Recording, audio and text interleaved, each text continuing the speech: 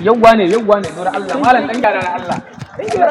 Ba ni foto ka san a TikTok wannan an ce mun kwata ban da kyau mun yi hoto da Allah ki nutsa Allah ki dan yi mulmushi yawwa. Ajen da Allah kara. Yawwa. Haka ne ga kana ina haka? Ina gida yanzu zan fita waje.